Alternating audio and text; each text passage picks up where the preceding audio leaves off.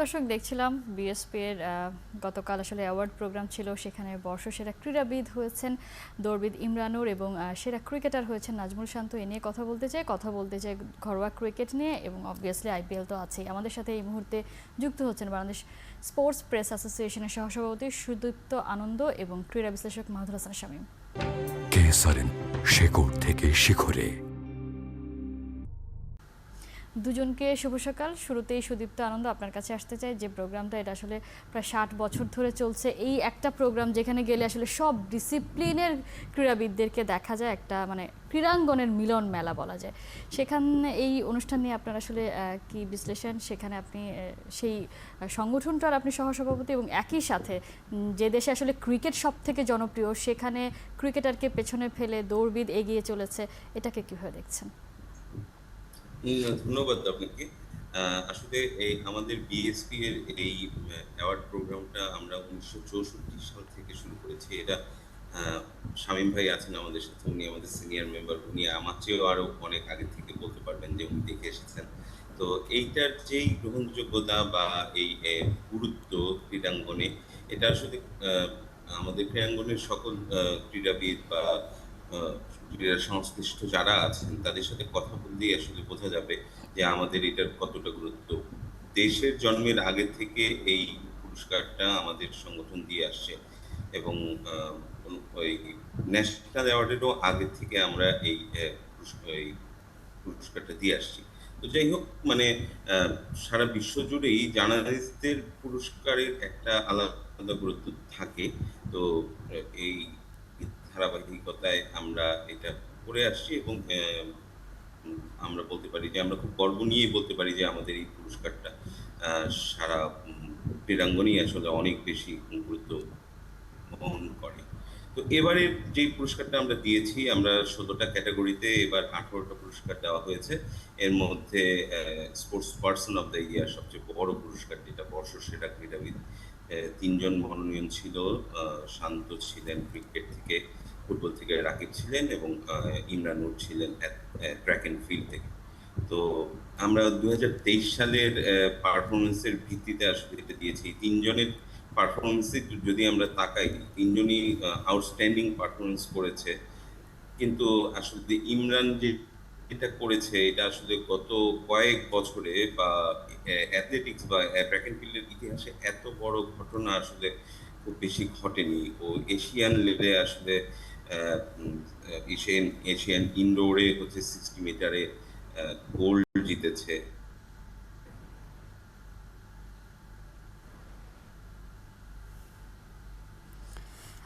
মাহদুর হাসান শামীম, আপনার কাছ থেকে আসলে এই অ্যাওয়ার্ড সম্পর্কেই জানতে চাই। জার্নালিস্টরা আসলে স্পোর্টস জার্নালিস্ট যারা আছেন, সারা বছর জুড়েই তো আসলে ক্রীড়াবিদদের পারফরমেন্স নিয়ে কাটাছেড়া করেন। সেখান থেকে সেই পারফরমেন্সের ভিত্তিতে আসলে অ্যাওয়ার্ডটা দেওয়া হয়, এবং যারা যারা পেলেন আসলে সব কিছু মিলিয়ে আপনার কি বিশ্লেষণ? দেখুন, বাংলাদেশ ক্রীড়া লেখক সমিতি, যেটি এখন বাংলাদেশ প্রেস অ্যাসোসিয়েশন বিএসপিএ, এটা 1964 সাল থেকে এই পুরস্কার দিয়ে আসছে। তখন পাকিস্তান ক্রীড়া লেখক সমিতি ছিল, পূর্ব বাংলা পাকিস্তান ক্রীড়া লেখক সমিতি, এবং এটি বাংলাদেশের সবচেয়ে পুরনো, সবচেয়ে ঐতিহ্যবাহী, এবং যেটি হচ্ছে যে বলা যায় যে বিতর্কহীন, কখনোই এই পুরস্কার নিয়ে বিতর্ক হয়নি, সেরকম একটি সর্বজনের কাছে গ্রহণযোগ্য পুরস্কার। এবং এই আরেকটি মজার ব্যাপার হচ্ছে, আপনারা দেখবেন যে এই পুরস্কার যারা পান পরবর্তীকালে তারা কিন্তু অনেকেই জাতীয় পুরস্কার পান। অর্থাৎ জাতীয় পুরস্কারের আগে ক্রীড়া সমিতি এই ক্রীড়াবিদদের এই তাদের পারফরমেন্সকে স্বীকৃতি দেয়, এবং এটি হয়ে আসছে বছরের পর বছর। এবং এইখানে যেটি হচ্ছে যে বাংলাদেশ ক্রীড়া সমিতি একটা দুর্দান্ত সব কাজ করে, এবং আপনি জানেন যে বাংলাদেশ ক্রীড়া সমিতি ওয়ার্ল্ড প্রেস অ্যাসোসিয়েশন আছে বা এশিয়ান প্রেস অ্যাসোসিয়েশন আছে, সেখানে বাংলাদেশ এশিয়ার সেরা ক্রীড়া সমিতির সেরা সংস্থা হিসেবে পুরস্কার পেয়েছে।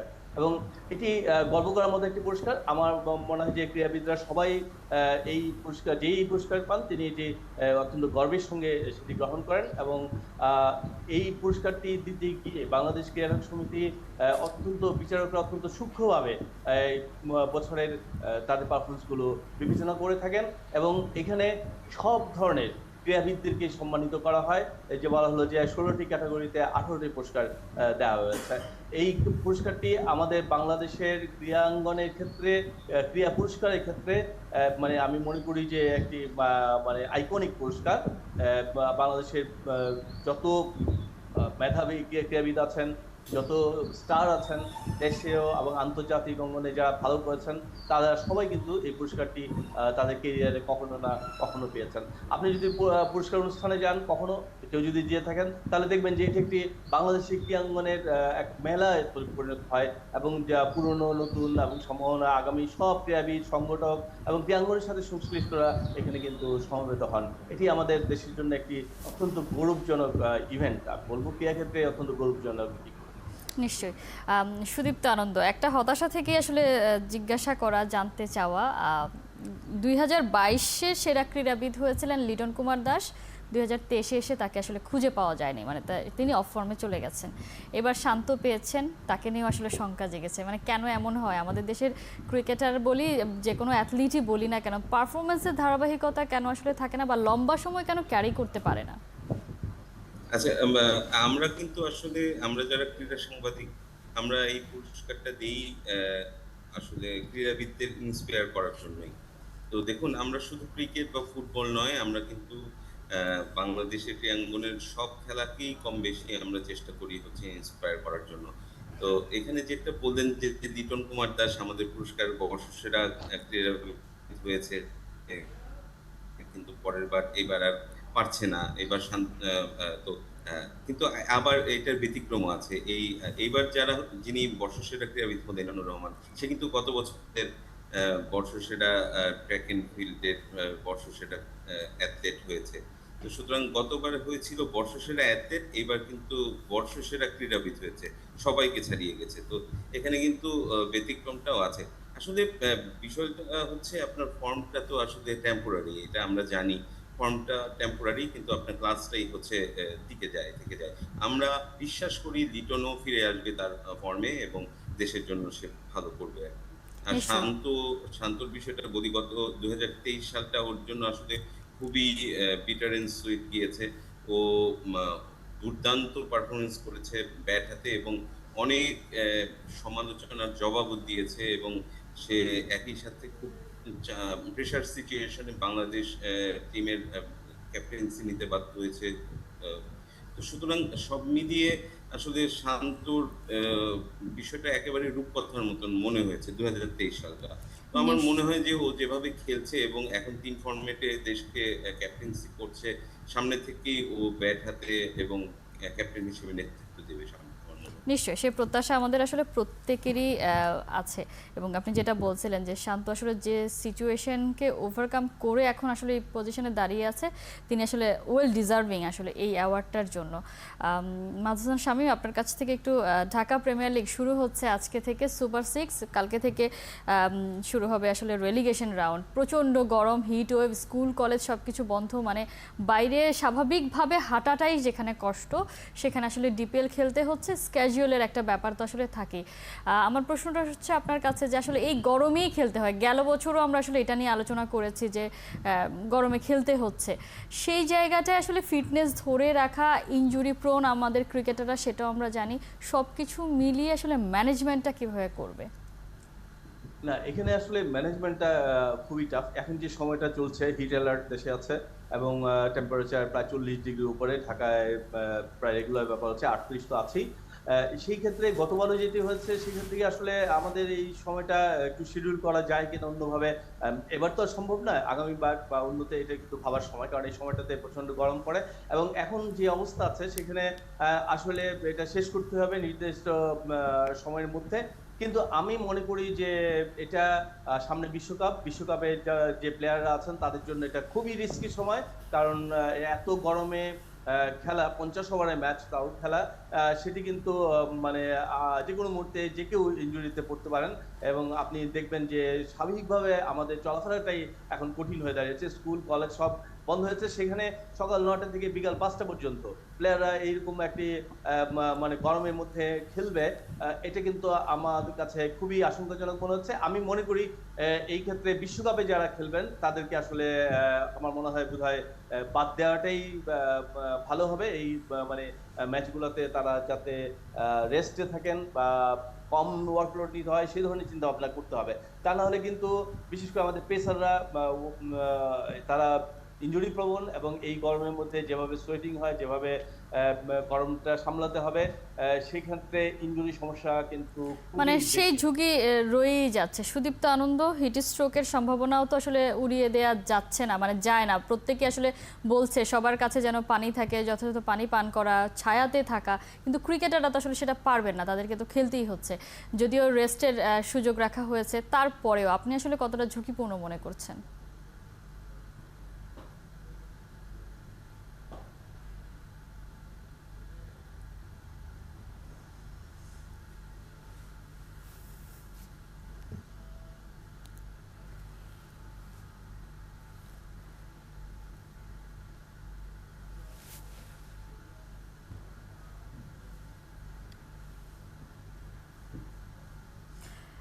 সুদীপ্ত আনন্দের সাথে হয়তো সংযুক্তি আমাদের বিচ্ছিন্ন হয়ে গেছে। মাহফুজ হাসান শামীম, আপনার কাছে ফিরছি। আমরা একটু ছোট্ট করে আইপিএল নিয়ে কথা বলে নিই। এটা আমাদের আসলে রেগুলার ডিউটি, আইপিএল যেহেতু চলছে কথা বলতেই হয়।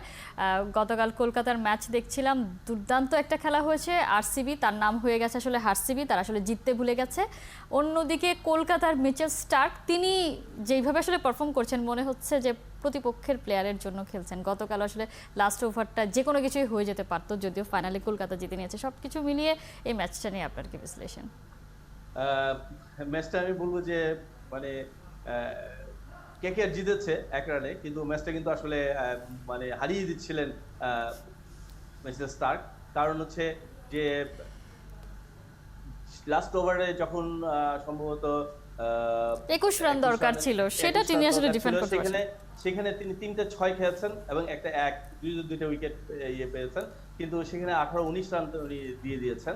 এবং এই যে আমরা যখন দেখি যে মুস্তাফিজ কিছু খারাপ করছেন, রান দিচ্ছেন বেশি, তখন আমরা কিন্তু অনেক সমালোচনা করি, কিন্তু মিস্টার স্টার্ক দেখেন সবচেয়ে বেশি দামি প্লেয়ারদের মধ্যে একজন, এবং গতকালকে তিনি 3 ওভারে 55 রানের উপর মতো দিয়েছেন, 18 উপর তার হচ্ছে ওভার প্রতি রান দিয়েছেন।